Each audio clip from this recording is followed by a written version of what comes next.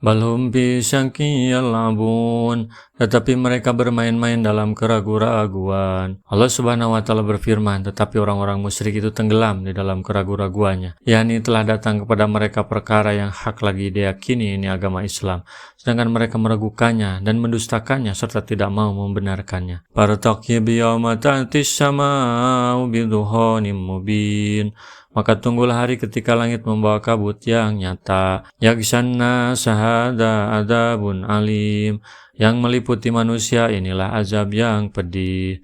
Sulaiman ibnu Mahran alias Al-Amasi telah meriwayatkan dari Abu Duha alias Muslim ibnu Sabiti dari Masruk yang mengatakan bahwa kami masuki Masjid Kupah yang terletak di dekat pintu gerbang masuk ke Kindah. Tiba-tiba ada seorang lelaki yang sedang menceritakan kepada teman-temannya tentang makna firman-Nya, hari ketika langit membawa kabut yang nyata. Ad-Duhan ayat 10. Tahukah kalian apakah yang dimaksud dengan duhon, kabut itu? Kabut itu akan datang menjelang hari kiamat, lalu menimpa pendengaran dan penglihatan orang-orang munafik. Sedangkan orang-orang mukmin hanya mengalami hal yang seperti pilek saja akibat kabut tersebut. Masruk melanjutkan kisahnya, bahwa lalu ia menemui Ibnu Mas'ud radhiyallahu anhu dan menceritakan kepadanya perkataan lelaki itu.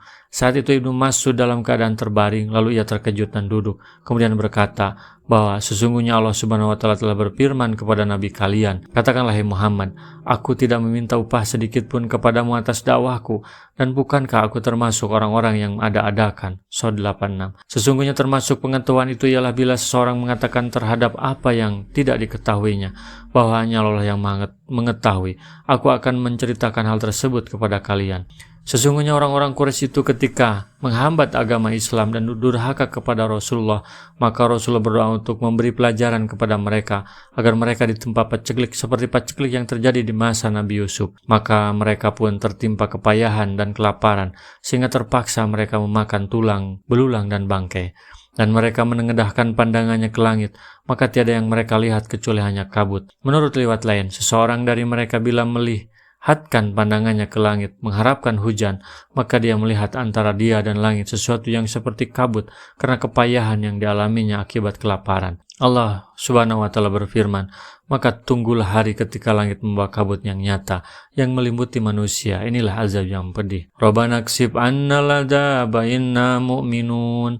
Mereka berdoa, ya Tuhan kami, lenyapkanlah dari kami azab itu, sesungguhnya kami akan beriman. Anna lahumudz dzikra wa qad ja'ahum rasulun mubin. Bagaimanakah mereka dapat menerima peringatan padahal telah datang kepada mereka seorang rasul yang memberi penjelasan. Tsumma tawallaw anhu wa qalu mu'allamun majnun. Kemudian mereka berpaling darinya dan berkata, dia adalah seorang yang menerima ajaran dari orang lain, lagi pula seorang yang gila. Maka Rasulullah didatangi dan dikatakan kepadanya, ya Rasulullah, mohonkanlah hujan kepada Allah buat Mudhar, karena sungguhnya mereka telah binasa akibat paceklik ini. Maka Rasulullah mohon hujan itu untuk mereka, dan mereka pun diberi hujan.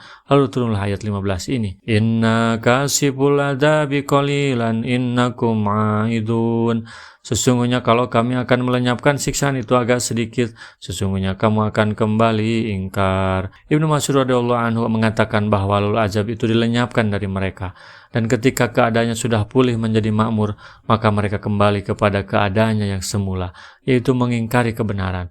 Lalu Allah menurunkan ayat 16 ini. Yauma nabtisul batsatal kubra inna mutakimun. Ingatlah hari ketika kami menghantam mereka dengan hantaman yang keras. Sesungguhnya kami adalah pemberi balasan. Ibnu Mas'ud mengatakan bahwa hal ini terjadi dalam perang Badar. Hadis riwayat Bukhari, Muslim. Rasulullah SAW bersabda, baligu anni walau ayatan, sampaikan dariku meskipun satu ayat. Mari kita sebarkan jalan kebahagiaan dengan like, share, dan subscribe channel ini.